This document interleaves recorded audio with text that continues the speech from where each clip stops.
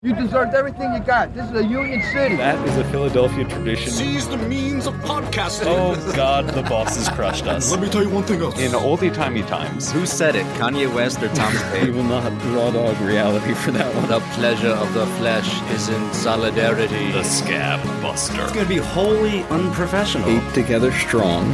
Let that be your mantra.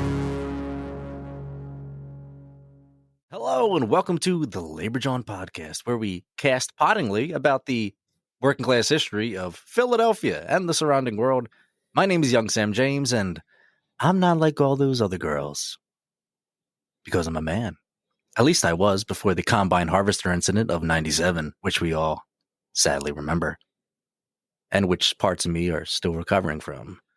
But it'll grow back. It always grows back. Right, Gabe? Mine did. Speaking of growing back, Mazel Tov, and welcome. My guest host today and all the time is... I'm Gabe Christie, and I've got a brand new combine harvester. And today, Gabe, what do we have the pleasure of learning about? Okay, so you know how 250 years ago, a bunch of white guys got upset that other white guys were being mean to them? Yes. And we ended up with a country? Yeah, I remember that. But within all of that, Okay. in the city of Philadelphia, there was some cool working class shit happening. And that's what we're going to talk about. Okay.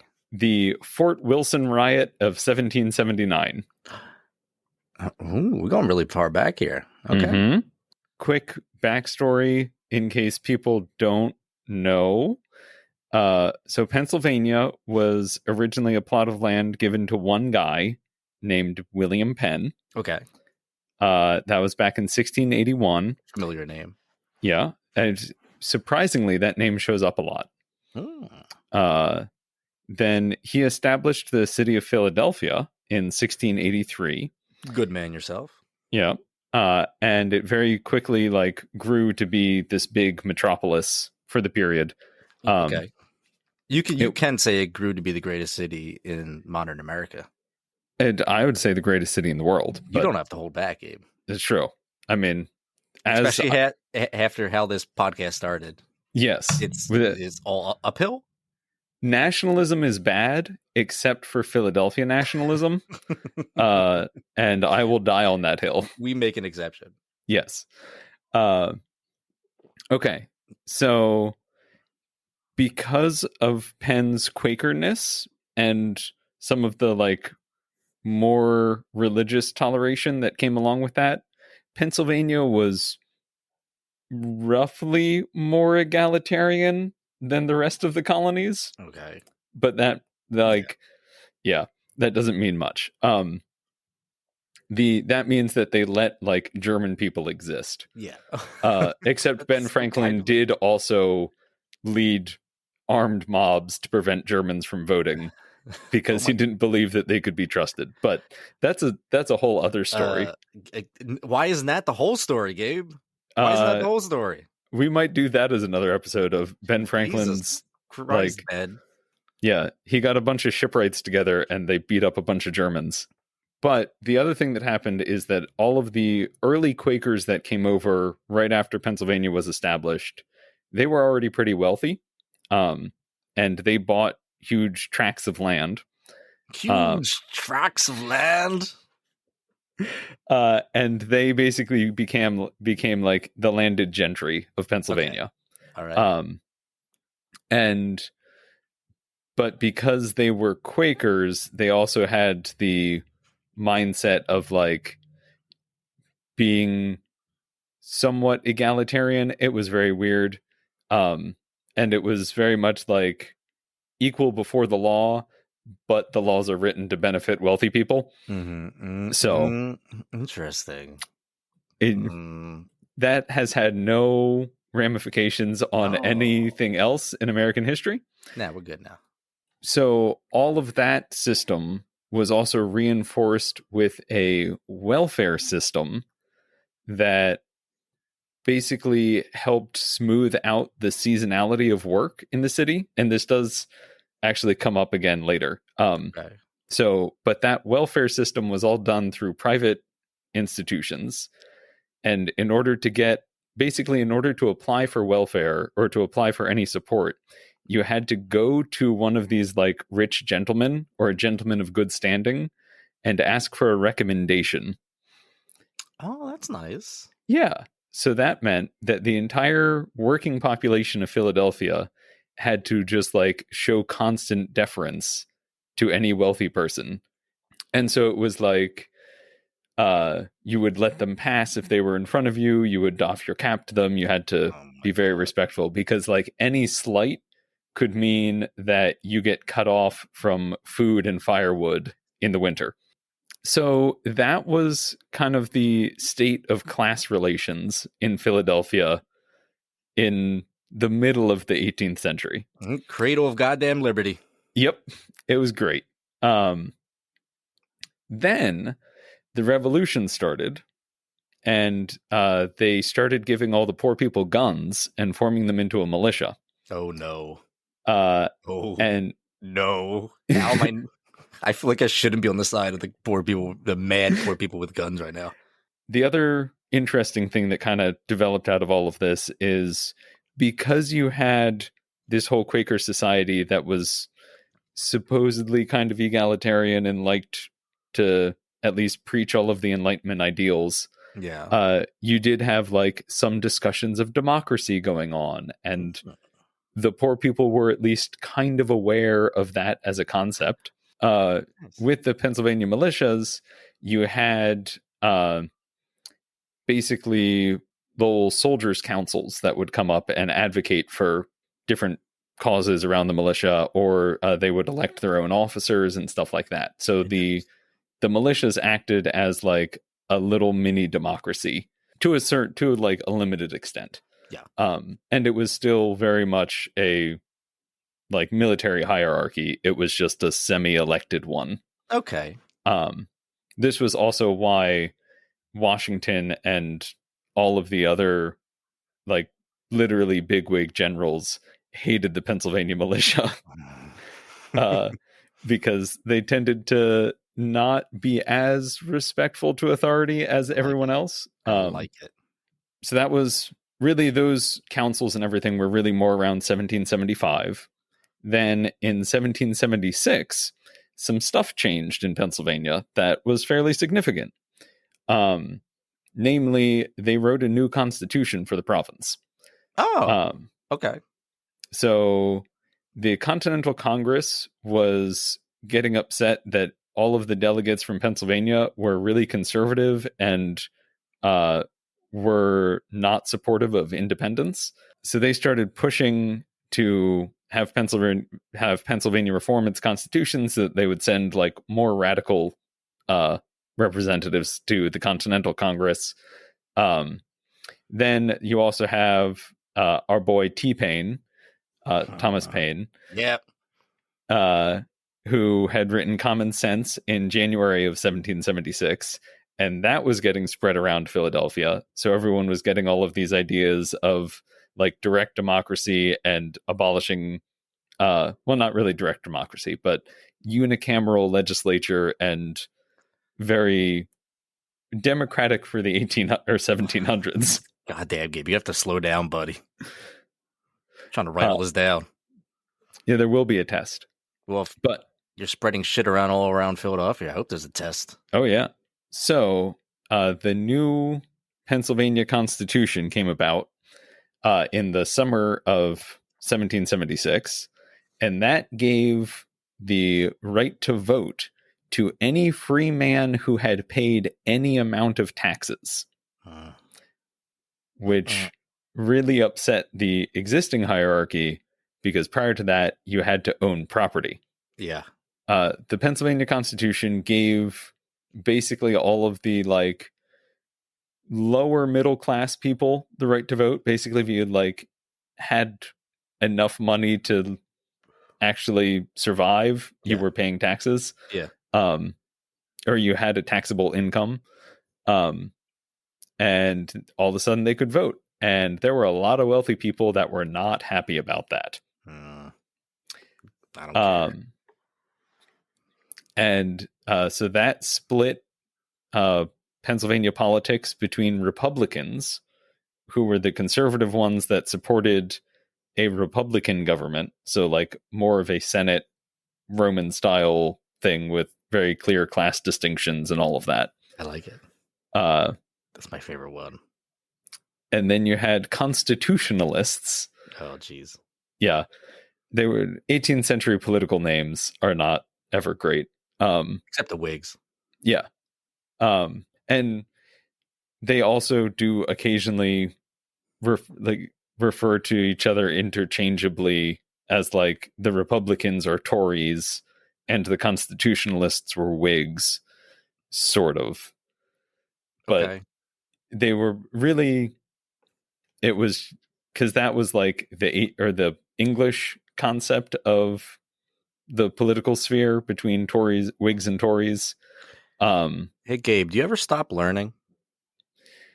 This is stuff that I read many, many moons ago, and I'm now finally getting to fucking talk about. You should know. You should actually just like try stopping once in a while. I'm trying. Let your brain breathe a little, man. God damn.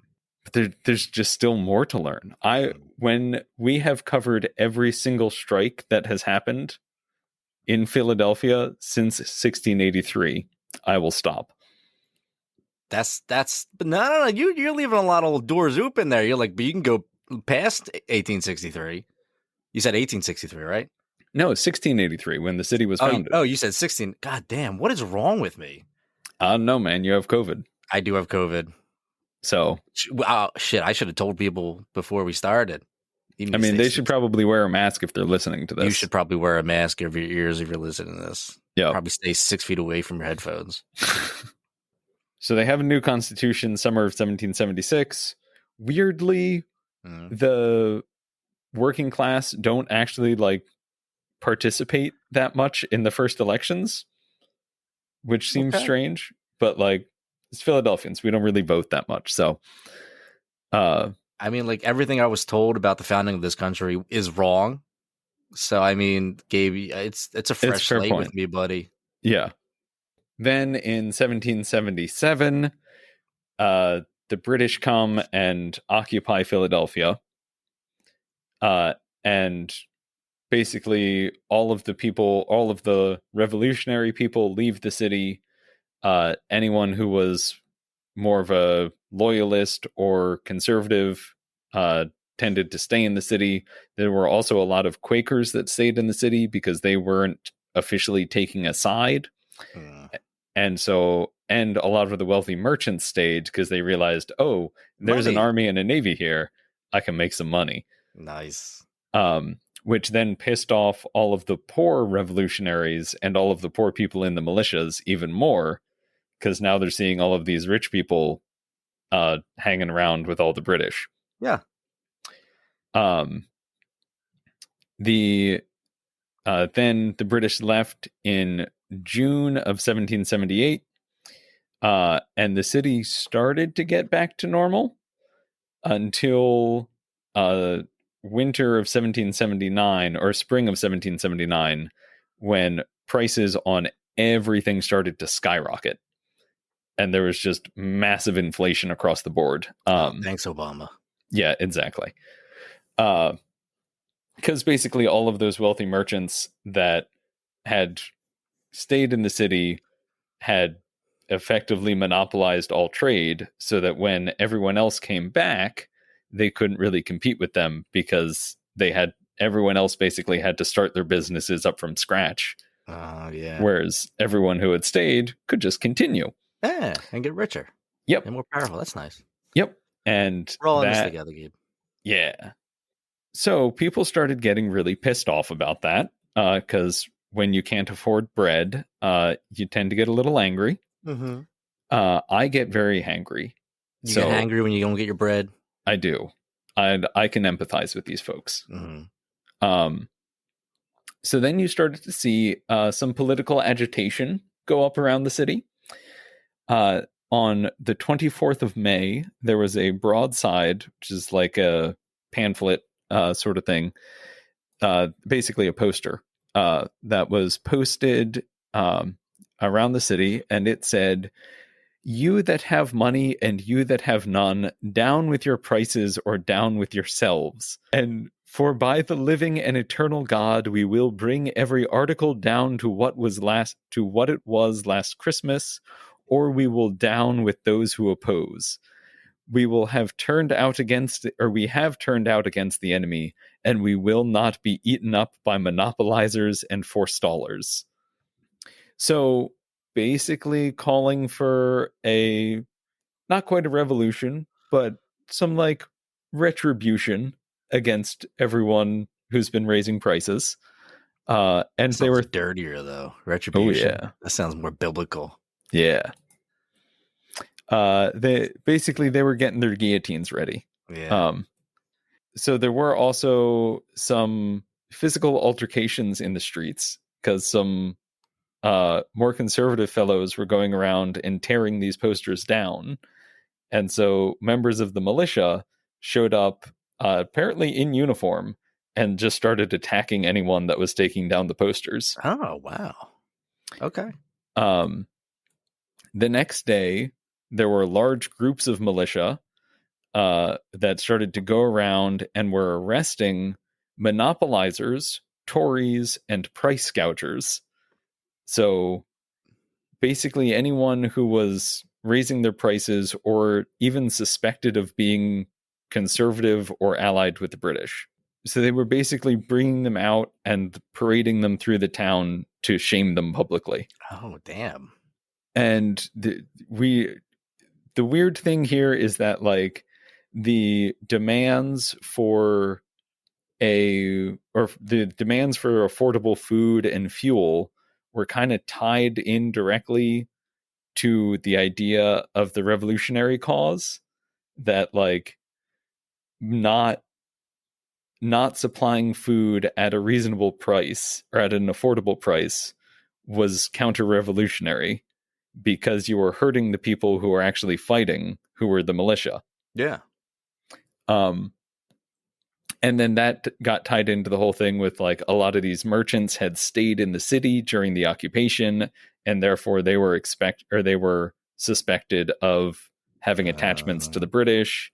Well, Yeah. And so basically they were being wealthy and even remotely conservative was putting a big target on your back. The militia kept arresting and jailing people throughout the rest of May. And then finally, the Legislative Assembly established a price-fixing committee who was supposed to lower the cost of goods month by month until it reached the January 1779 levels. So they were going to reset it to the prices of everything on January 1st, 1779. Then, so the price-fixing committee in May didn't really do much. They weren't terribly effective. So they established another price-fixing committee in August, which continued to try to enforce lower prices, but they were actually like quickly becoming even less effective. Because what was happening here is, even though poor people could vote, the only people that were getting elected were still like upper middle class and upper class folks. Well, yeah. Yeah, because politics. Yeah. And also, if you have to work for a living, then you can't take an unpaid position to just sit in the Legislative Assembly for like weeks on end and not work. The other issue is that all of the merchants in the city were just blatantly ignoring the price controls that were established. So, because they set all of these laws, but no one was actually following them because there was no enforcement mechanism. People were still starving and were still getting very angry. Yeah. So on the 29th of August, there was another broadside that showed up, and that one said, "The time is now arrived to prove whether the suffering friends of our country are to be enslaved, ruined, and starved by a few overbearing merchants, a swarm of monopolizers and speculators, an infernal gang of Tories, etc., etc." And then it goes on for a while. So it ended with, But I call upon you all, in name of our bleeding country, to rouse up as a lion out of his den, and make those beasts of prey to humble and prove by this day's conduct, that any person whatever, though puffed like a toad, with a sense of his own consequence, shall dare to violate the least resolve of our committee, it were better for him that a millstone was fastened to his neck, and he cast into the depths of the sea, or that he had never been born. Rouse, rouse, rouse, and come on warmly. Gabe, you know you write like 1,000-word essay and you only have like 750 words written down. You're like, I really got to fucking flesh this out. This is exactly that. Yeah, though puffed like a toad. I like Puff that like a one. toad is a good line. Yeah. So that one was at least. Sorry if you said this before. I got COVID. Do you know who wrote these? We don't. They just came up. So it's just fucking like Banksy. Basically, yeah. So the first one was signed "Come on, Cooley," which means like what?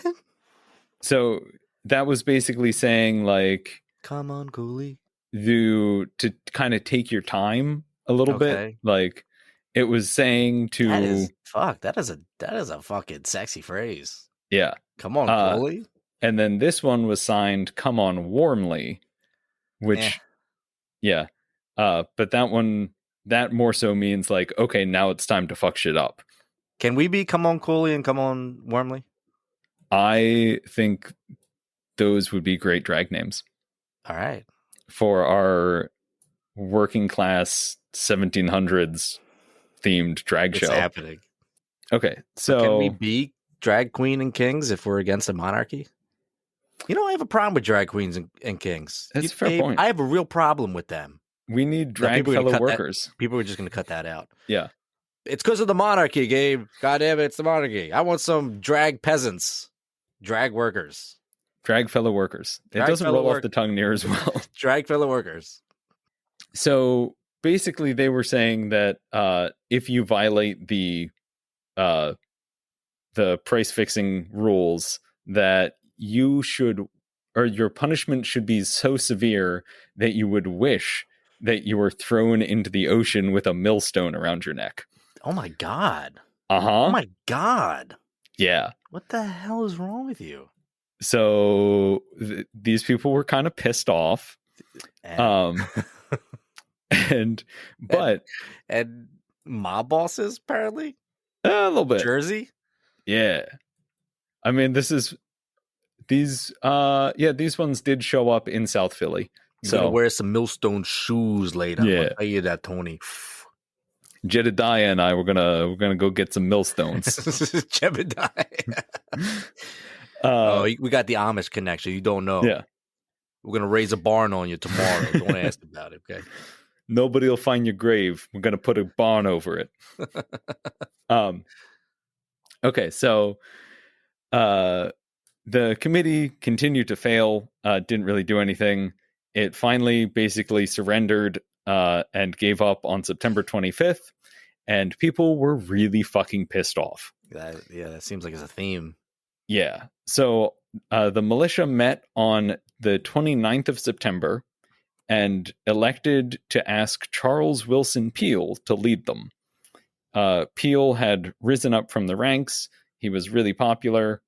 And when he had led men in the field, he had made sure that they were well cared for, they had food, and that their families were provided for as well. Nice. So he was super popular. So they sent out the request to have everyone meet at the Turn Tavern, I believe, not Tun, on October 4th.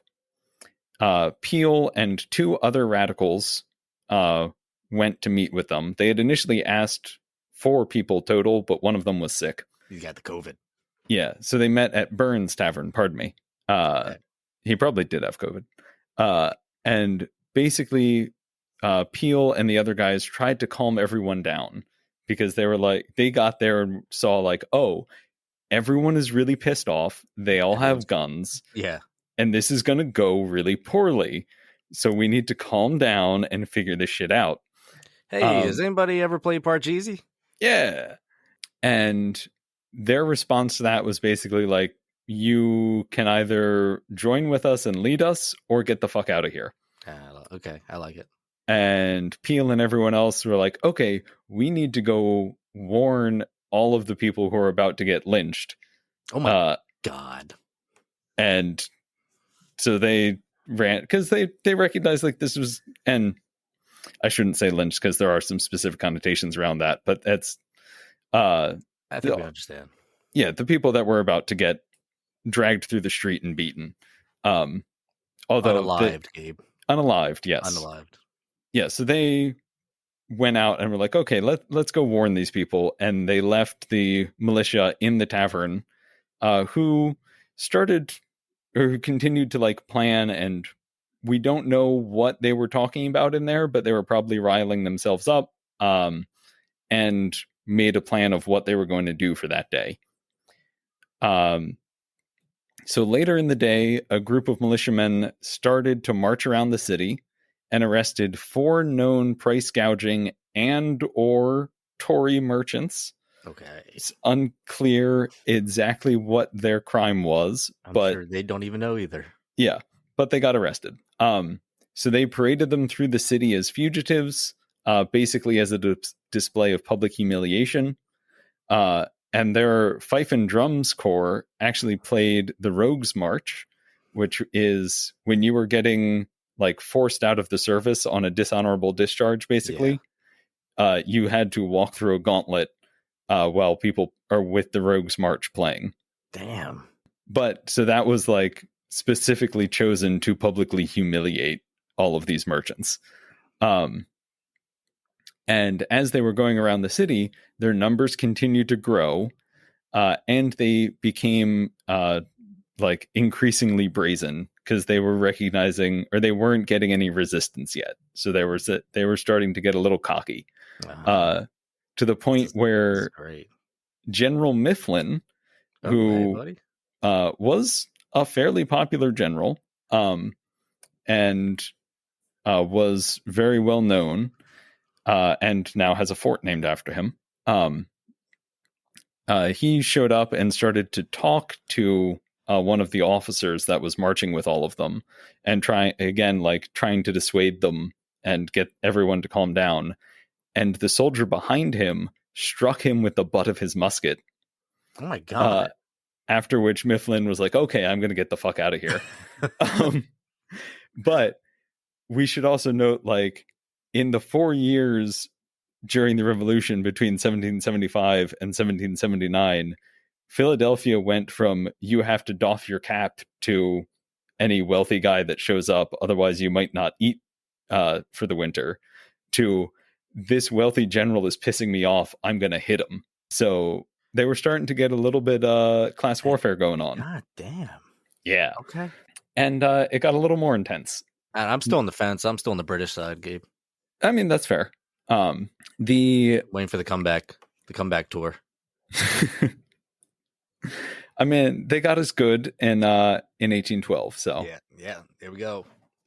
So news of these militiamen marching around the city spread very quickly, and wealthy merchants and all of the more conservative Republicans got very concerned about that. Mm-hmm. And they knew, basically all of them knew that they were going to be a target.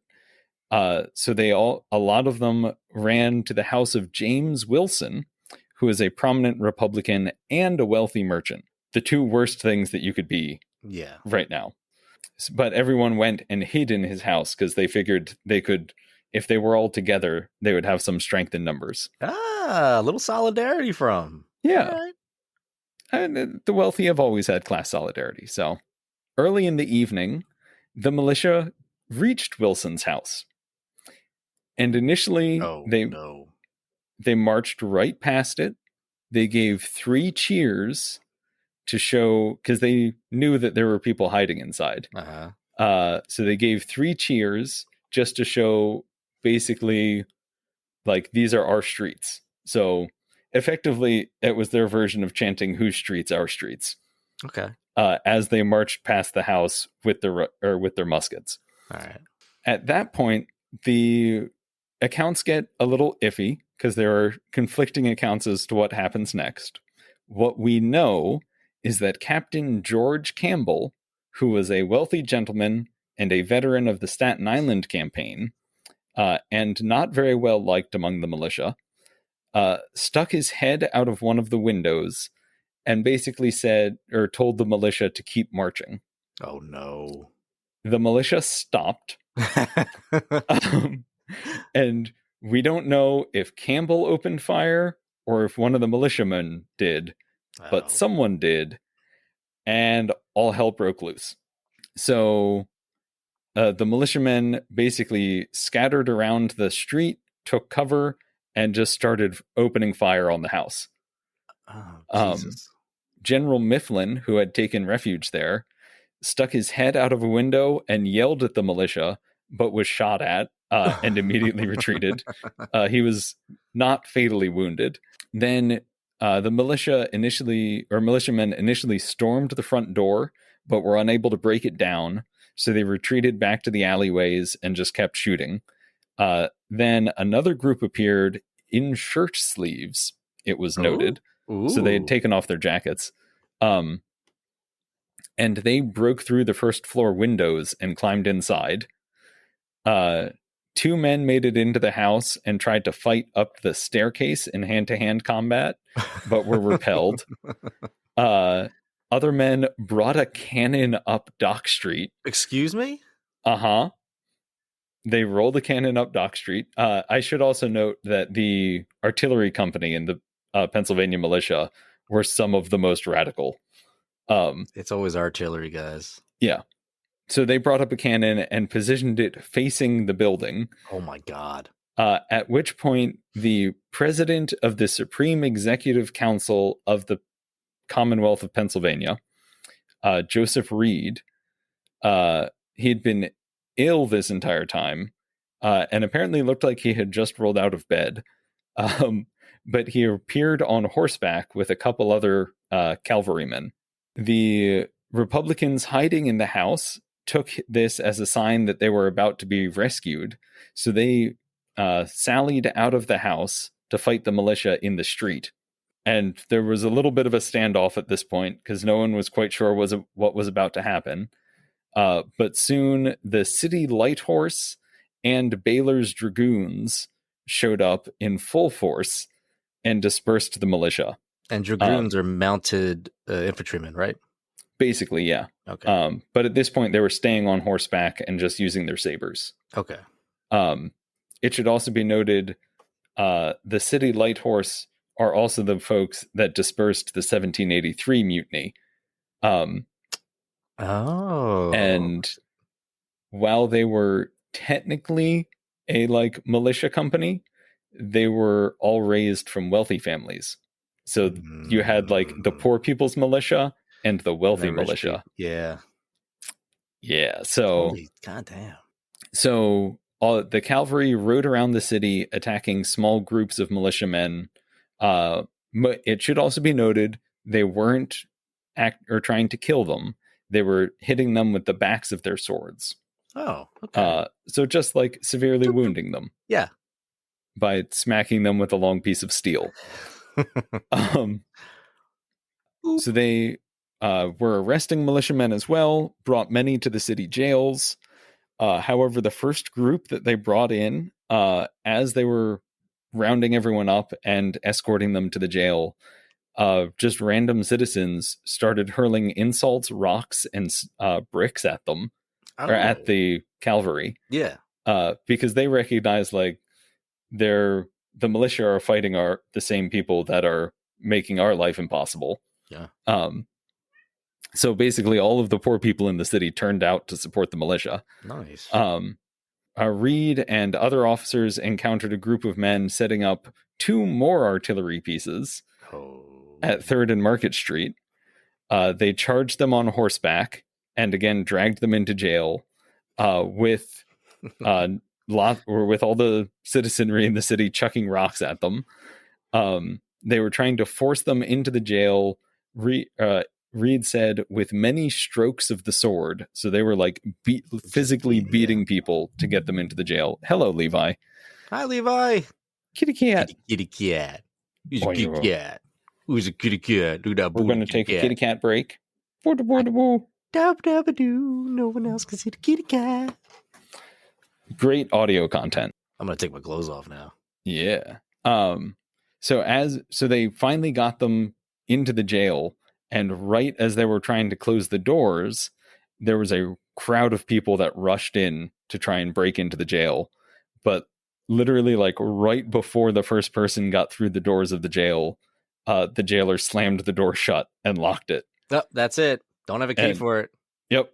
And so they just barely managed to keep this angry mob out. Shucks. Man, they locked the door. Can't do anything about it. Oh, well. Couldn't possibly go grab those 2 cannons that were left at 3rd and Market Street. Or the keys that are literally right in front of you. Yeah. So small scuffles and street fights continued throughout the night. Reed kept leading cavalry charges, arresting militiamen. It was also reported that a group of soldiers and artillery were out under arms. These were probably Continental Line troops who were more directly controlled by their officers. Yeah. And there was also fear spreading among the Republicans because there was a rumor. I like that phrase, Gabe. Oh, yeah. There was a rumor of a column marching down to assist the militia from Germantown. And so and then everyone in Philadelphia continued to just harass everyone. Mm-hmm. The next day, the city was a little bit calmer, but people were still actively speaking up against Reed and the Light Horse, which again is like a big break in the way that you were supposed to talk about your wealthy gentlemen betters. Yeah. That now you had poor people being like, no, fuck Reed. They were also singling out a guy named David Lennox, who was a conservative and an officer in the Light Horse. And so he was singled out because he was especially violent against the militia.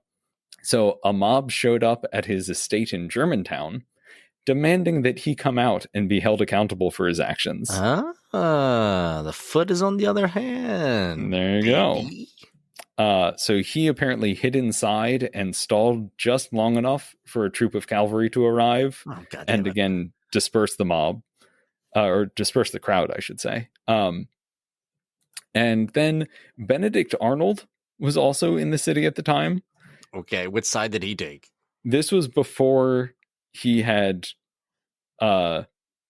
switched sides to the British, but he was still a very conservative and wealthy gentleman. Yes.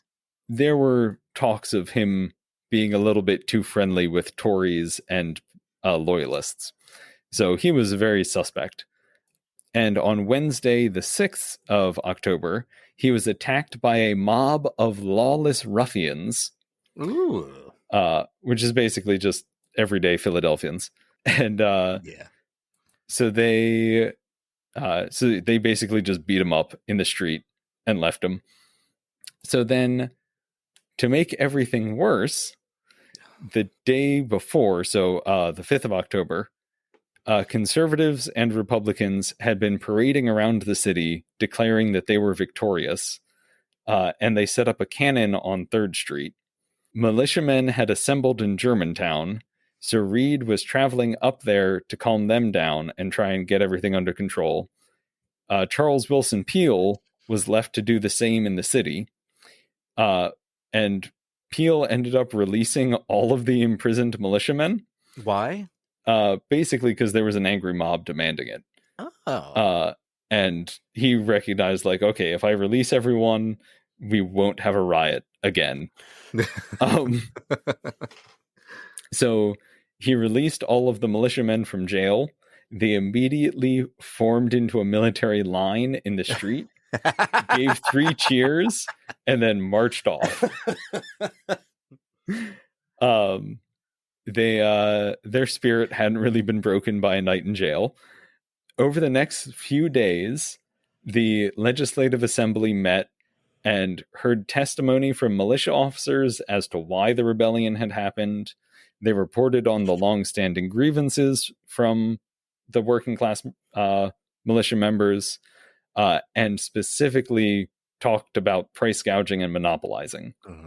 So the militia officers actually kind of came to their defense and were like, listen, there is a distinct reason why everyone did this. Yeah. And if you can solve that, this won't happen again. Wow. So on October 8th, the Assembly passed a resolution for more effectually preventing engrossing and forestalling. Basically, more effective price controls. Okay. And then the next day, they decided to distribute 100 barrels of flour to poor households, with a preference given to those who had done militia duty. Oh. It should be noted, it's possible that that flour was never actually delivered, because it was later diverted to the Continental Army. Oh. So, but on March 10th, 1780, the Legislative Assembly formally pardoned everyone involved in the attack on Fort Wilson. All right. So they at least recognized, like, you had legitimate grievances. Yeah. And if we actually imprison any of you, there's going to be more riots. Yes. So we're just going to pardon everyone involved. But yeah, that was the Fort Wilson riot, when they gave working class people guns and then took away their bread and realized, oh God, we made a mistake. When they were pardoned, did they all just leave their house and just instantly go into military formation and give 3 cheers? Honestly, I wouldn't be surprised. I also want to know whether or not anyone punched a police horse during all of this, because if that is a Philadelphia tradition going back to 1779, I would be very happy.